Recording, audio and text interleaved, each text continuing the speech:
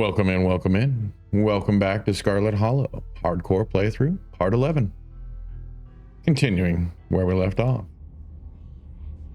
He motions you down the hallway, slipping through the slightly ajar door of what you assume to be the supply room. Yes, there it is. Keys. Here we go. He rushes over to the cabinet that contains a bright red axe, pulling the glass door open. Your axe, sir? Now we can... Reese pauses, turning to listen intently. That's the door from the house.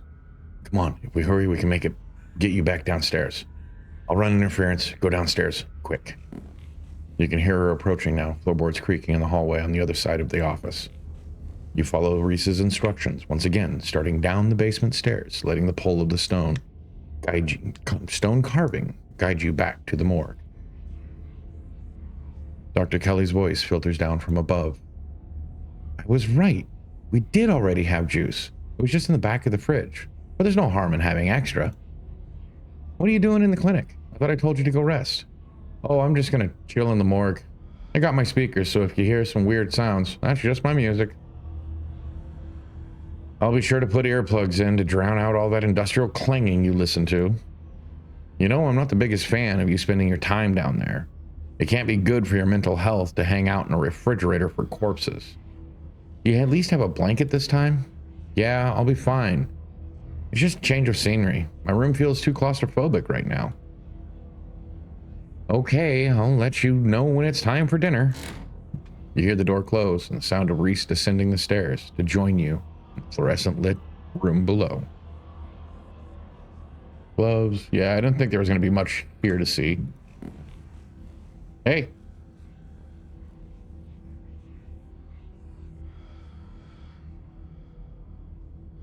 I should warn you, something spooky might happen when we break down that wall. Reese smiles. Good. Feels like I've been missing out lately. Stop asking questions. It's time to see what's on the other side of that wall.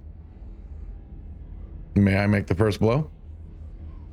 Go for it. You approach the far end of the morgue, axe practically singing through the air as you strike the wall. The first cut offers a surprising amount of resistance. There's some structure behind it, some wood frame holding it in place, trying to stand between you and what awaits for you on the other side. You stagger back from the massive hole in the wall and admire your effort. Holy shit. The splintered edge frames a dark passage, seemingly cut deep into the side of the cliff, cold seeping from a forgotten place into that already frigid morgue. Reese coughs as he takes a better look at what lies beyond the wound in the wall. There's a whole hallway back there.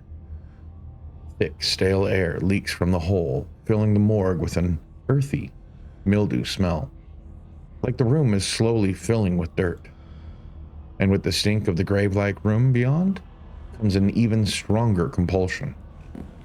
You step forward, and you climb into the hole. This is wild. I had no idea any of this was here. An entire hospital wing rotting away for decades behind some flimsy drywall? Well, if it was flimsy drywall, you probably really didn't need even the axe. You could have punched your way through it. Someone doesn't want us to find these carvings. Anything? None of my special stuff. Okay. I wonder if it's whoever put them there or if it's someone else.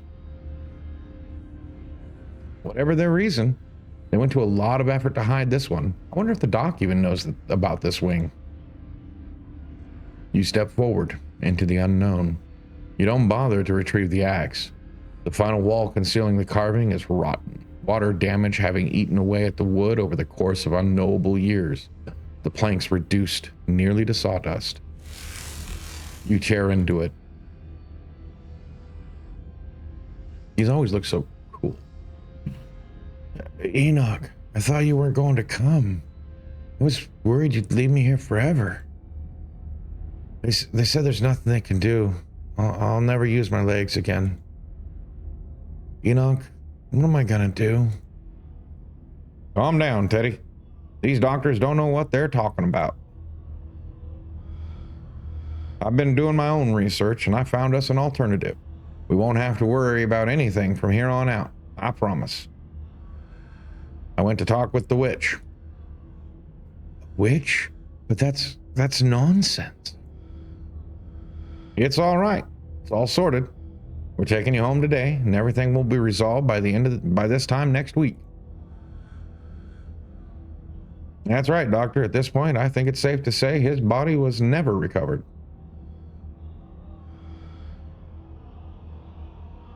Whoever it was who claimed to be Theodore, it wasn't him. Wasn't even paralyzed, as it turns out. Just some grifter trying to take advantage of the tragedy. What? So he's throwing his brother under the bus and saying he was never recovered? Did I understand that? Your vision swims back into focus, and it takes a solid second or two to reorientate yourself. You're in an unfamiliar bed. Reese leans against the far wall, eyeing you with concern and curiosity. Hey, I was worried you slipped into a coma or something. You tore down a wall like a wild animal, found some weird carving, and collapsed. I think you might have had some kind of seizure. Are you okay?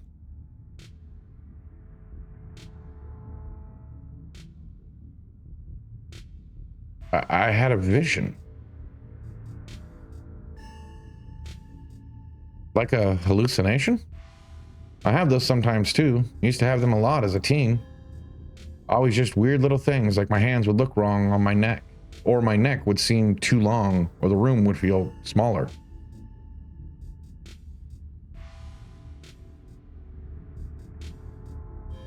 At least one of those death records is murky. I don't think Teddy died in the mine collapse. My family has secrets. That's a weird thing to cover up. But that's not too surprising. An old family like that usually has at least a few secrets. But hopefully that's all ancient history. It's not like it's easy to cover up deaths these days, right?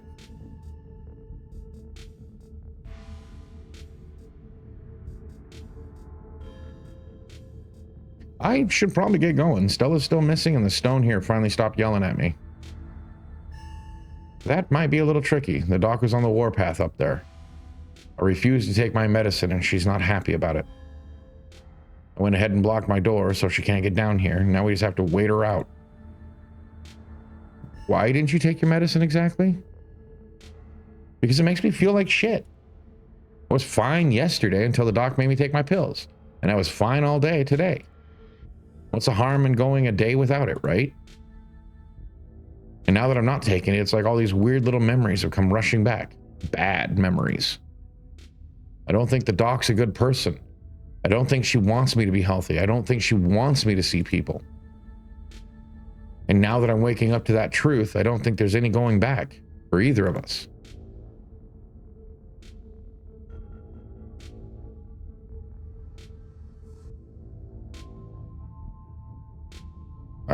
I don't want to be down here. I want to leave. Why? You're safer down here with me than out there.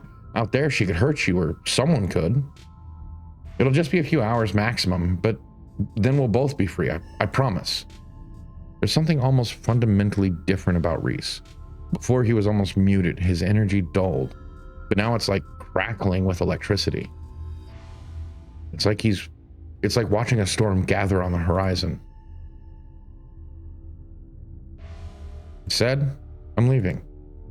Yeah, and how are you going to get out without the doc noticing you? If she knows you snuck in here, there's no telling what she might do. If she was fine keeping me trapped down here half dead, what else is she capable of? We don't know that, Reese. Murder? Reese's movements are becoming more erratic, his voice rising as he starts to panic.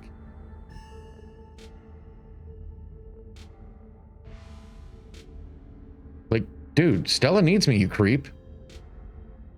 Creep? I'm sorry, I'm just acting weird. I don't think I'm in a very good headspace right now.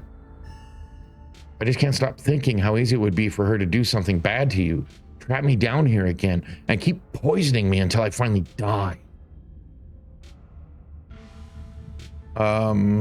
His hands and feet. There is something very strange happening to the thin young man in front of you. It's as if his muscles are squirming under his skin. The panic in his face has transformed his features into something almost inhuman. But I can't keep you here. You're right. You should face this head on instead of just waiting for her to come up with her counter move. I feel stronger and she won't be expecting me to come out after her. I can make the first move and make sure she can't hurt anyone else ever again. There's a knock on the window. Leave now, before this situation escalates. Who the hell are you? Thank God you're here. Get me out of this basement. Without another word, Wayne starts pounding on the window. Good luck, freak. That glass is shatterproof. You feel a hand on your shoulder and are thrown back from the window. Get away. Leave us alone. As Reese tears at his clothes, paint bubbles out from the canvases. His ghoulish figures peeling themselves out from their two-dimensional worlds, invading yours, crawling up the walls. The window shatters. Grab my hand. I'll pull you out. I get it. You're the guy who's been following Neon. Enemies are all around us, huh?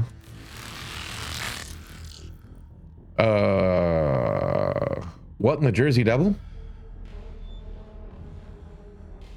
In a surge of violence, the change that has been brewing inside Reese finally comes. As it manifests, the broken basement window is sealed off, and Wayne along with it. Run for the stairs. You've seen enough to know you need to leave. You run up the stairs. The door is blocked by a chair. And then it's blocked by something else, too. Try and tear through them. You toss the chair out of the way and do your best to tear through the paintings covering the door. It reforms and regenerates too quickly for you to claw your way through. Defeated, you turn back to the basement.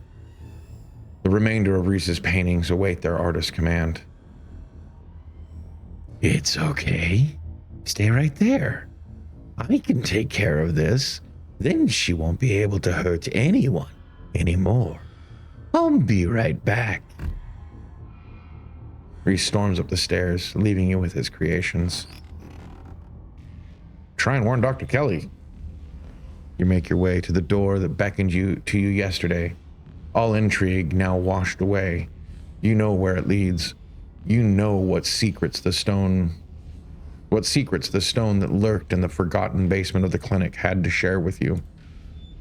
Now the clinic holds a new horror. Somewhere beyond the narrow hallway leading from the house proper into the doctor's office, there is a monster preparing to do something unthinkable. Open the damn door. You grasp the handle and turn. Duck. Duck. You do as she says, ducking out of the way. She shoots. The gun isn't very loud. There's only a pop as the projectile leaves the barrel, whizzing through the air. You turn and see a dart embedded in Reese's chest. He pulls the tranquilizer dart from between his ribs, heaving heavy breaths as the drug courses through his system. You're going to have to try harder than that. How did you... As if you could hope to stop me, you pathetic waste of flesh. Before Wayne takes another step down the stairs, paint flows out between the cracks in the wood. Reese's panic, pulling in a mob of furious creatures to hold his enemy in place. The artist darts away, but his creations continue their work in his absence. Dr. Kelly makes her escape down the hallway as Wayne is overcome, glued in place at the top of the stairs by stiffening globs of paint. Right after Dr. Kelly, I'm pretty sure she knows what she's doing if she's already got a friggin' air gun with tranquilizers. You run forward, braving the onslaught of Reese's creations, dodging them as best you can. as you try to see where Dr. Kelly went. The door in front of you is smothered in paint. Hey, Dr. Kelly's voice crackles out from unseen speaker. You, Neon. I'm stuck in the safe room. I can't help you from here, but you can help the both of us.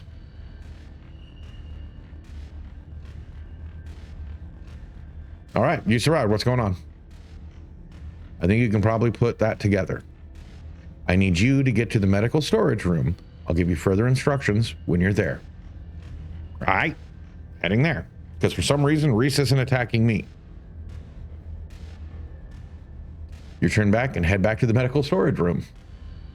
I'm here. Great. Now listen to me. I need you to use the black taped key to get into the cabinet and bring me the elephant tranquilizers. It's a bottle labeled carfentanil. Bear tranquilizers clearly aren't going to cut it anymore. An intercom system? Oh, Doc. Good. You should hear this. Neon, you don't have to do anything she says. I'm not gonna hurt anybody else, just her. If I don't, you and I both know she's just going to shoot me full of elephant tranquilizers. Did I hear that right? And shove me back down into that basement. Or maybe someplace even worse, and keep killing me every day for the rest of my miserable existence. I feel amazing right now. Better than I've ever felt in my life. I'm not dangerous. She's just scared because she knows she has to finally pay for what she's taken from me.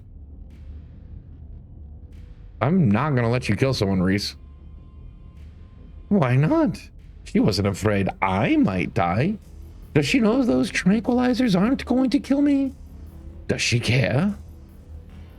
Trust me, Reese. I've always been careful with your medication. I want you to live. I love you. Tell yourself whatever lies you have to, Mom. If you wanted a good relationship, you had your chance. You decided to convince me I was dying instead of just letting me exist. Have you looked in the mirror, bud? Letting you exist? Even if she and you could make peace, what about the rest of the world? Because how many drifters come through working mine jobs and then drift on back out? How long would it take before your secret was out? Don't try to spin it like some kind of crime of passion now that the consequences are staring you in the face. Enough. Reese cries out in pain. Ah, what the hell did you do to my shoulder? I'll handle it. Try to get somewhere safe until the... Sorry. Handle it. Try to get somewhere safe until then. The two stagger off down the hallway. Quick, grab the tranquilizers, head to the safe room. Yeah, grab the tranquilizers. Tranquilizers are easy to find, marked with a small square of black tape to match the key. She's certainly an organized woman. Head for the safe room. You make your way out of the medical storage room and back to the hallway where Dr. Kelly disappeared. As you approach, Dr. Kelly heaves open the door, slowly breaking apart the mass of paint sealing it shut. Hurry, I don't think I can keep it open for long. Trot. You slip past her into the safe room. She shuts the door quickly, though one of the little smears manages to slip past her. She stomps on it. Painted viscera splatters across the cement floor. Sounds like Reese and your friend are still fighting. You probably have a few minutes before he gets here. Let's talk Reese. Yeah, I bet you have some questions. Go ahead. I have nothing left to hide. When did you find out? Little after he hit puberty. He had all the usual changes, then a few extra. thickened nails, sharp teeth, elfish ears.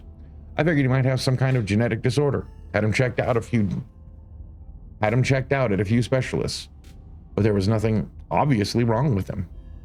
Then we had an argument, and he changed right in front of me. It was nothing like what he is now, just a couple inches and some facial abnormalities, enough to be noticeable.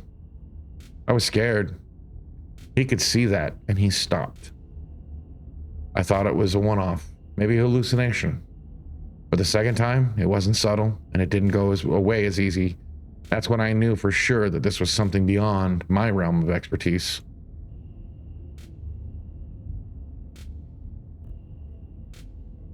Was his dad similar? A strange little smile creeps onto Doc Kelly's face. I wish I knew. Reese just kind of happened. I wasn't seeing anyone.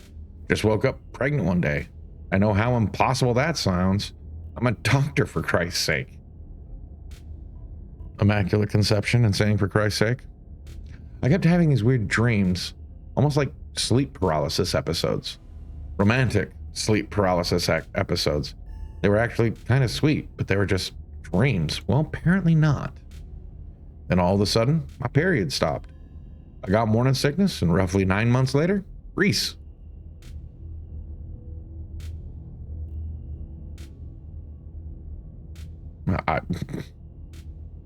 What is he? At first, I thought he was some kind of werewolf. But if he is, he doesn't follow any kind of full moon rules or anything. Silver doesn't do shit to him. And you've seen what he looks like. It's just weird. I almost wish I could examine him while he's fully transformed. I'd be fascinated to know what happens to him or how his body does it. But he seems pretty hell-bent on ripping my throat out, so I guess I'll just have to remain a mystery. That'll just have to remain a mystery.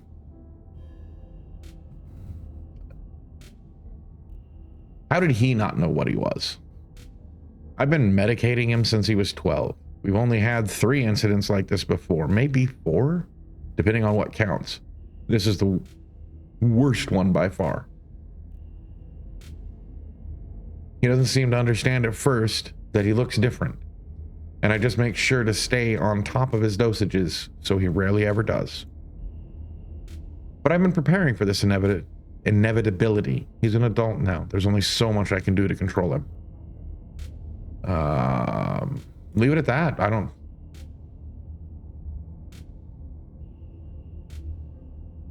what's the game plan? Short, long term?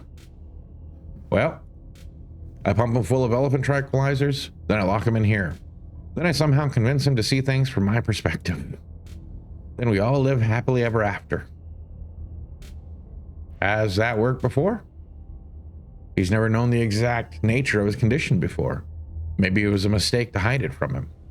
But I thought it meant he could feel like he had more freedom, not knowing that if he just stopped taking his pills, he could become big and pointy enough to kill me.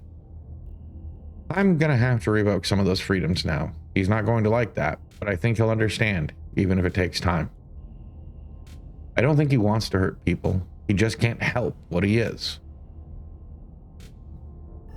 Any other secrets you're keeping? You have it all.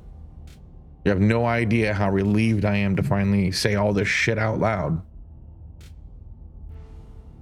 I guess sit in silence, because this room is obviously an emergency bunker, so, I mean, you and Kelly, Dr. Kelly, sit in silence and wait for her son to make his way to you.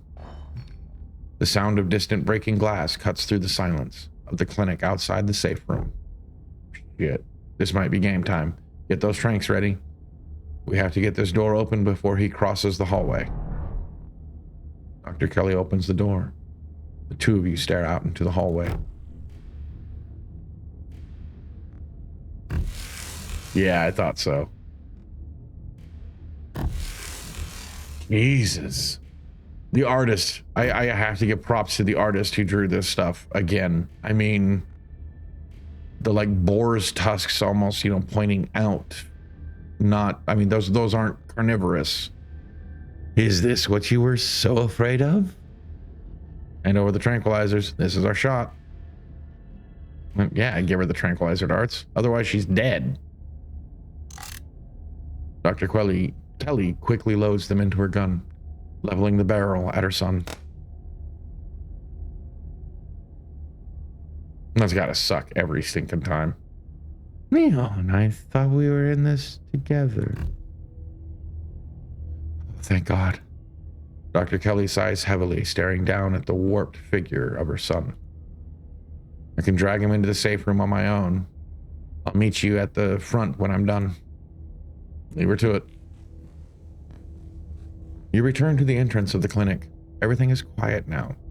Only streaks of paint where Reese's minions had once roiled out of the cracks in the wood.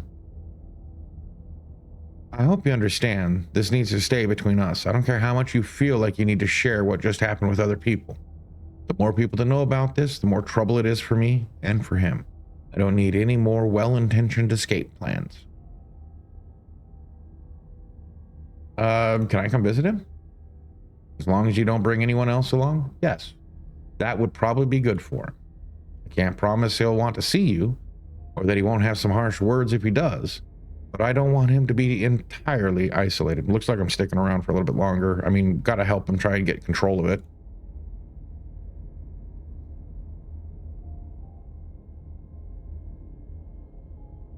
There's a magic stone in your basement. Just thought you should know. Also, we busted a hole in the wall down there. Okay, thanks for the heads up, I guess.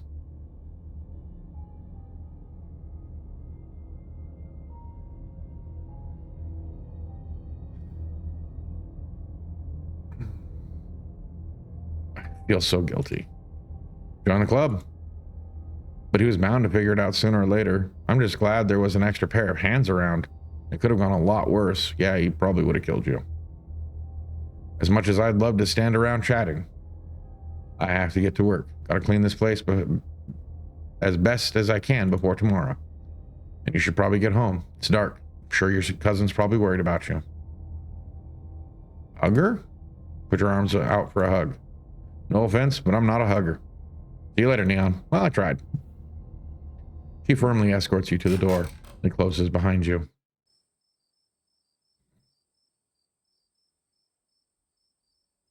The night is oddly warm compared to the chill of the day. Cricket singing quietly in the sleepy little neighborhood. In the neighborhood. Everything that happened in the clinic feels almost like a dream.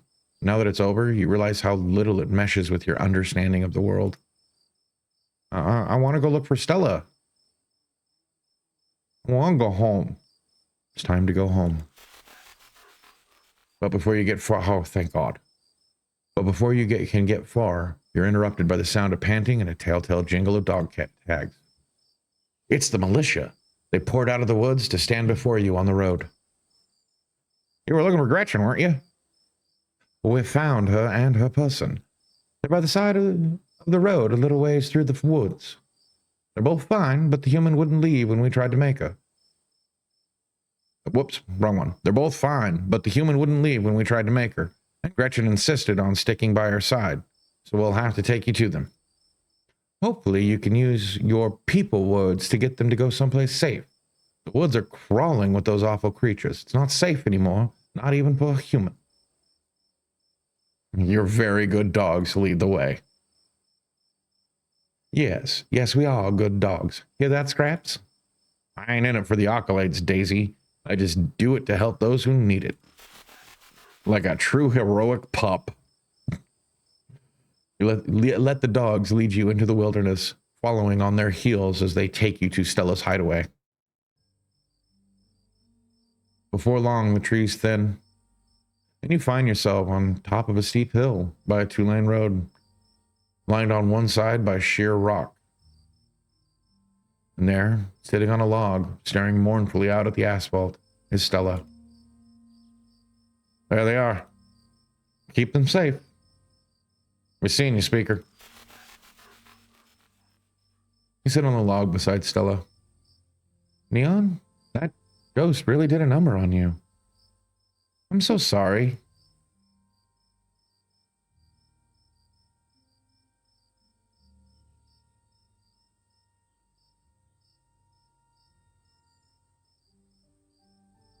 I'm just so happy you're okay.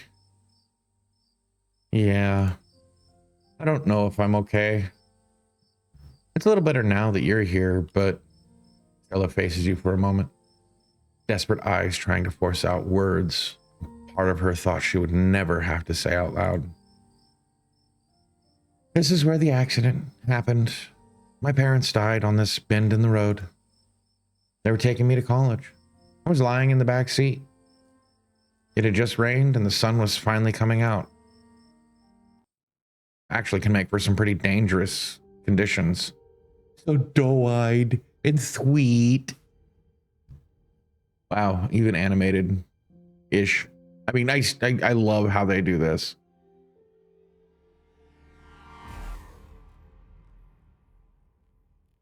Damn.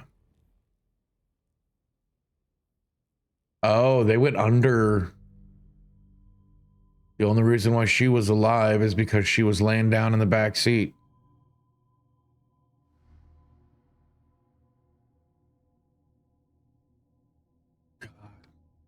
It would have at least been, what, decapitated at the head and shoulders?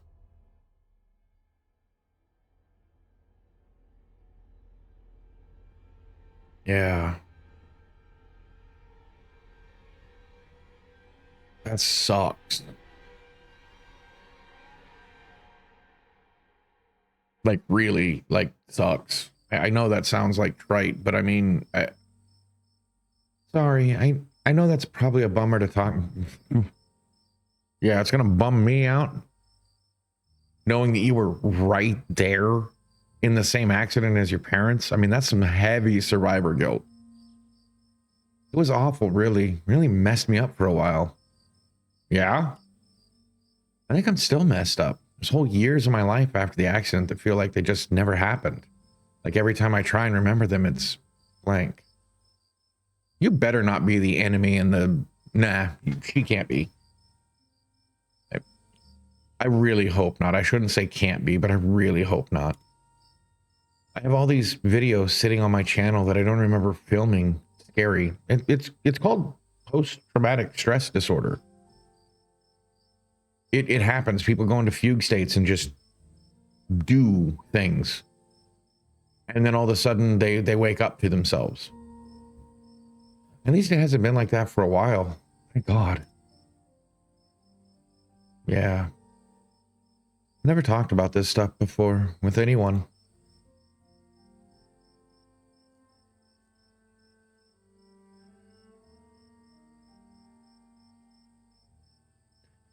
I'm just going to quietly take her hand. You reach out to her, taking her hand. It's warm against the cool night air, and the skin of her knuckles is soft. She finally tears her gaze away from the road, her sad eyes meeting yours. But the hint of a smile creeps up at the corner of her mouth, her dimples beginning to crease. Her hand shifts, her calloused palm fitting into yours, her grip tightening. It's strong, comforting. You can tell she feels held. So do you. The two of you stare out at the road. I think the accident is probably why I got into ghost hunting. I think I just wanted to see them again. I wanted to know whether I even could. I never found anything, so I eventually gave up. Then last night happened. And I ran out here to see if maybe it would happen with them too. Even if it meant seeing the crash again or seeing them all messed up and dead. I just wanted to see them again. It's been a whole day. I don't think they're coming.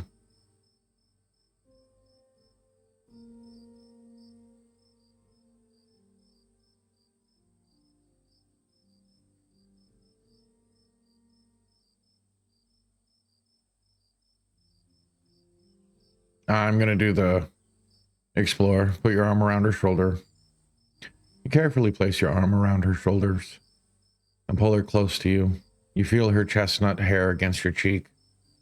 She smells a little sweaty, a little sweet. Faded scent of her shampoo mingling with the natural perfume of her skin. It's nice. You take a deep breath, stroking her arm with your thumb, letting her lean into you. She rests her head against your shoulder, closing her eyes serenely. That hint of a smile spreads into a barely contained grin that finally chases away the worry in her features. Just because they weren't here, there, doesn't mean they don't love you wherever they are. That's a nice thought. I've thought a lot about what might come after, whether they're somewhere else or if they're just stopped existing. I guess we've seen at least some evidence of the afterlife. I hope that means there's a good version too, where they're still on that long car ride, listening to Dad's tapes with a place in the back seat for me when I eventually catch up to them. And then it won't matter that I never got to say goodbye. There better be space back there for me too. Of course, if that's where you want to be, I'm sure dead me would be happy to share. Hopefully neither of us has to think about that for a long time, though. I'd like to spend some living years with you before then. She straightens up, stretching her neck. Gretchen hops down from her lap, tags jingling in the quiet night air. I know that, Stretch. That's the time to go home, Stretch. Thank the Lord I'll be sleeping in my own bed tonight. Thank you, Neon, for talking sense into this girl. We should probably head back, right? I haven't slept in a day. No, she doesn't need to hear about what happened tonight. She's got enough on her mind. You keep the events that transpired at the clinic to yourself, at least for now. I don't suppose I could ask you to walk me home. Come on. I've been trying to flirt with her. I'd love nothing more. You offer her your arm. She smiles, slipping hers into the crook of your elbow. She pulls you closer until the skin of your forearm brushes against her side. It's about time. Let's not waste another second sitting out in the middle of nowhere. And this is me. Do you want to come in?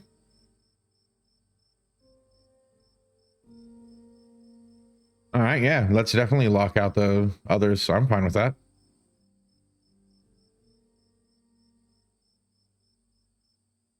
I was hoping you'd ask. I'd love to. Stella ushers you inside, a barely contained grin threatening to split into an excited smile.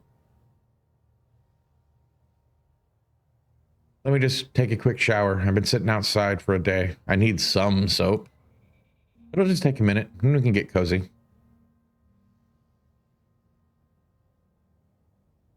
Oh man, I'd kill for a shower. Stella laughs. Yeah, I'm sure you built up quite a lot of grime today. It's all yours when I'm done. She hurries off, leaving you and Gretchen in the living room. Finally, I've been reunited with my bed. Gretchen hops onto the massive pillow that serves as her dog bed, curling up and sighing a heavy dog sigh of relief. I can catch up on my beauty sleep. But before she has the chance to fall asleep, a heavy knock startles her and you. Gretchen growls. There's someone at the door. It's that horrible man that smells like rotten meat. Stella! Stella! Open the door. You summon the bravery to cross the room and open the door because that has to be Wayne. Neon? Not going home for the night? He cocks his head, the stained veil over his face, fluttering in the slight breeze outside. The outside of his clothes are streaked with what you first thought was gore, but you quickly realize it's actually paint, and there are wide claw marks down his shirt. But he's still in one piece after his altercation with Reese.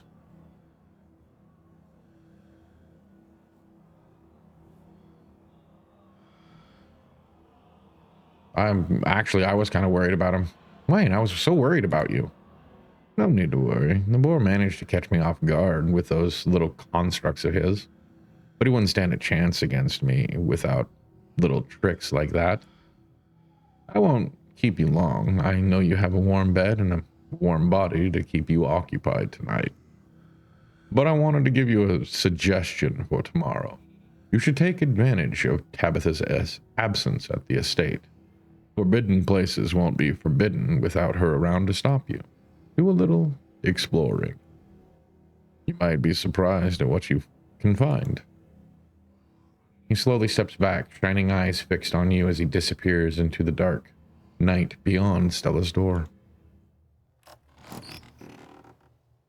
Gretchen's growls escalate to barks. Intruder, monster, fiend. Oh, Stella, come quickly. There's some disgusting smelling man trying to threaten us. Calm down, Gretchen. Were you just talking to somebody, Neon? Wayne stopped by. He's still following you? Are you sure we're safe? I think he's on our side. You think so? I guess that's good. I still don't love the thought of him stopping by unannounced at odd hours of the night, though. But you'll let us know if he tries anything, right, Gretchen? I'll tear out the throat of anyone who dares break into my precious Stella. If they've been down to within biting height, that is, but I can always tear at their ankles until they have no choice. Gretchen snarls, yapping fiercely. That's right, Gretchen. You're the most vicious little geriatric pug there is. You know, the thought of your creepy stalker, whether he's on our side or not, makes me feel a lot better about having you around tonight. It'll be nice to have somebody next to me if I get scared in the middle of the night. Speaking of, I'm exhausted. Let's turn in. Oh, right. But you said you wanted a shower. Sorry, hand's a little fuzzy from staying up for the past day. There's fresh towels in the bathroom, and I've got some extra bathrobes. I can put your clothes through the wash so they'll be extra clean and fresh in the morning. Probably more than I've been doing at quote-unquote home. It somehow feels like the longest and shortest shower you've ever taken. Too tired to think, too tired to process the flow of time. Stella sits outside the bathroom door and makes quiet and comfortable small talk with you. And then you're done. As you dry off and step into one of her extra robes. So, are you coming in? You walk by and Stella and into her bedroom. She gently closes the door behind you. Sorry, I didn't clean up beforehand. You can think of it as getting to the authentic Stella experience. She slips past you and lies on the bed, dressed in an oversized t-shirt. You're quick to follow. She's warm and still slightly damp from the shower. Her skin fresh and flowery. She turns to look at you, smiling, dimples creasing at the edges of her mouth. You could kiss me if you wanted to.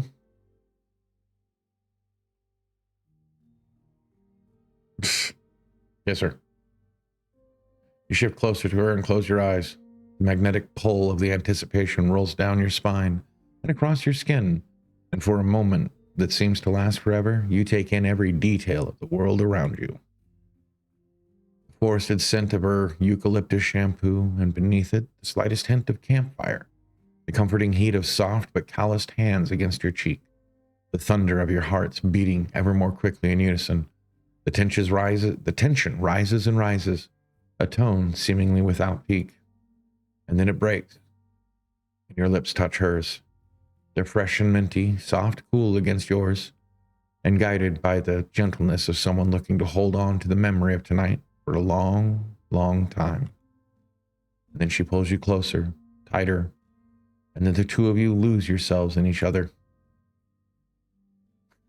She's blushing. Eventually, the two of you break away and open your eyes, gazing at each other from opposite ends of the pillow. You drift off together, limbs entwined, exhausted and safe and comforted. Tomorrow may bring some new horror, or it might not. But whatever happens, you'll face it together. This is the end of episode 4. Episode 5 will release later this year. Follow us on social media to stay up to date on the rest of Scarlet Hollow's development. Well, I guess that's it for now.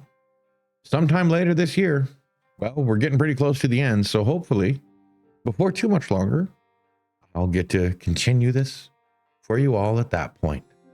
Thank you all, and have a wonderful time.